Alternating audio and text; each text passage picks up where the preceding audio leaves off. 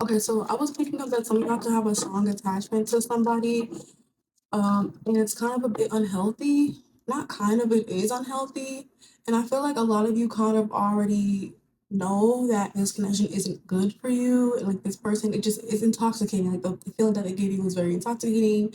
It's intense and it's just they're very familiar. So you're just comfortable with what you guys have going on with this person. But spirit, like they're saying that like this person not good for you.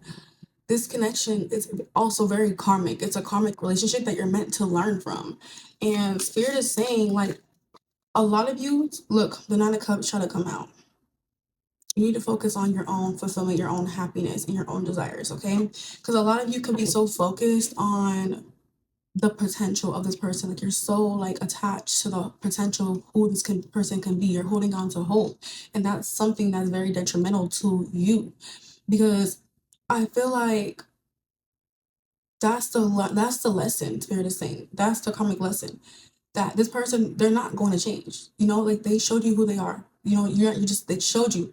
You gotta take this person for at face value. You know what I mean? And it's like a lot of you are holding on to a past version of them, you know, and I feel like this person could have love bombed you or something like that, and you want that version of them back. But the thing is, you're not going to get that version of them back.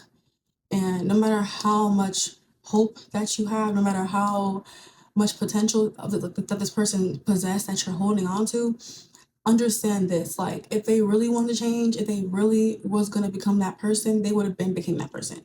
You know, it shouldn't take this long for someone, because I feel like you and this person been had multiple trials with the person, and you could probably be very much on and off with them. But this connection is very karmic. You're meant to learn from this connection, and until you learn the lesson, things are not going to change. And whatever that lesson is, it's something that it's going to be very like what's the word? Very positive for your growth. Okay. And a lot of you can struggle with overgiving. The Ace of Wands just jumped out. A lot of y'all see because you're so stuck on the potential. And this connection, you feel a very strong attraction to them. Is a very strong spark that you feel with this person. Yeah, it's like a lot of you, like, let's see, let's pull some cards. Okay, we have the Three of Wands. Yeah, it's like a lot of you here, you are so focused on what the future can hold for you and this person. You guys have very high expectations about where this connection can lead. You see this person up as a part of your future, and that's what's preventing you from fully recognizing who they are in the now. You're so focused on how things can unfold in the future because that's what you deeply want. But you're so comfortable, you know, with them. This person's literally in a hot tub. You know, the hot tub is warm. You don't want to get out, but you're so comfortable with this person. But I feel like this can even just be saying like, get up. There's other possibilities out there for you. Get up and leave, walk away. Because I really feel like this person could be very manipulative. This person, they're just not really good for you. Okay. See, Nine of Cups are coming out again. They definitely are pointing out like the strong message. They're reinforcing that you focus on your own fulfillment, your own happiness, your own growth, pouring into yourself, focusing on just on you, focusing on filling your own cups and what makes you happy. Just focusing on you is what's best for you at this time. Like,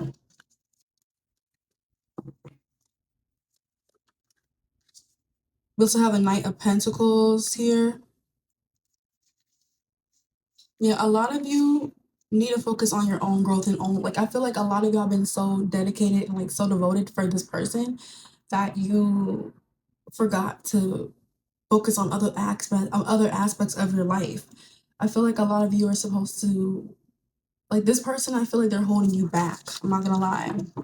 They're holding you back. You're supposed to focus on other aspects of your life, other like ways for you to grow, whether that's goals, you know, these ambitions that you carry. But it's like you guys can be so centered on this person The Queen of Wands. See, you need to get your power back. The Queen of Wands, she's a baddie too. You a baddie. Okay. And this person knows it too. That's why they trying to like hold you on and not they don't want you to let go, but they also don't want to change. I feel like this person can also sometimes act like they're gonna change. The strength at the bottom, they can act like they're gonna change, and then it's the same cycle, same BS with them. But this person know you're baddie, and is now you need to know that you're baddie. You need to recognize that. Like the Queen of Wands, she also has options. People gravitate towards her. She's magnetic. She's charismatic. She's, like I said, very confident and very independent. And she stand on her own. You know what I mean? She don't play that. She don't need anyone for real. You know what I mean? To make her feel good about herself. Like she knows who she is. She know who she is. Okay, she don't need to prove herself. She don't need to stay longer than her welcome. The Queen of Swords, the difference between the Queen of Swords and Queen of Wands. Queen of Swords, she's more harsher, low key. We have the Fool coming out as well.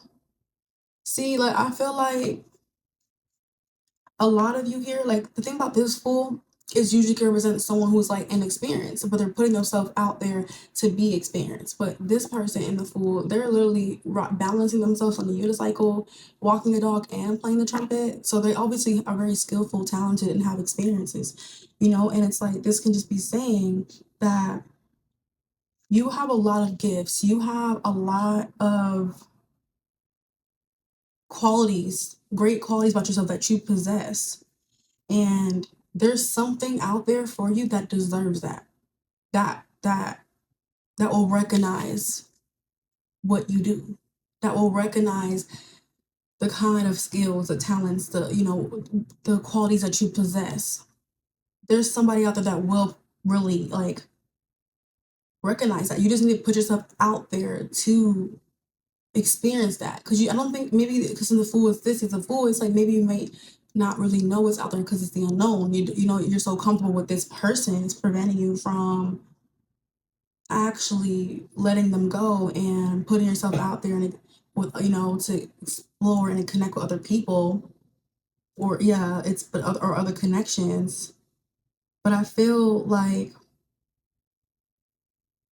yeah, like I think this is saying go for it. Like these people are gonna recognize you're very patient. You're very patient, you're very resilient, clearly. And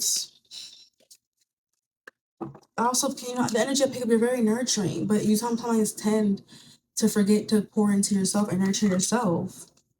Look, the Devil reverse want to come out. You need to, you know, release this unhealthy attachment with this person. Release this. Maybe you could struggle with codependency, whether the spirit is saying release that.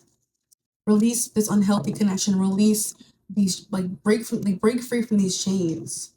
Okay, like this connection, like I said, yeah, the devil, like I was thinking, is maybe a bit intoxicating. It's addictive. It's, you have a very strong attachment to this person, but you need to release that attachment. This attachment, it's not, it's keeping you stuck. It's keeping you trapped. I feel like the more you give to this person, the more you lose, really. Like you just, I feel like you're not you're giving and giving and giving. But because look, this the devil as well is showing someone who's definitely has, they're like a shopaholic. They probably have an addiction to shopping. You know, they're losing money. You can see the negatives on the numbers. So then they're yeah, losing money. Maybe even spent money on this person. One more card. They give me two cards. We have the Six of Pentacles. See, it makes sense. Hold on, what card is this? It's on the floor. The Knight of Cups. See, so look, the Six of Pentacles is literally about giving and receiving as well, and reciprocity. You know, it's reciprocity. See, it's time for you to receive. Okay, now it's time for you to start receiving, and I feel like you give a lot more. You're always like, you're so, let's say you're so nurturing, you're so giving. But what about you? Is there a balance? The bottom is 3 of Swords, because I feel like, yeah, it's like I think really is you giving to this person, it actually ends up hurting you. There's 3 of Swords represent disappointment, heartbreaks. You know, stress as well, but even feeling rejected, but it can definitely represent just all those things, you know? And then the Knight of Cups is like, I feel like, yeah, you're so like devoted, you know, like to this person, to making them feel good, to pleasing them, but it ends up really hurting you. They end up hurting you. This person ends up hurting you.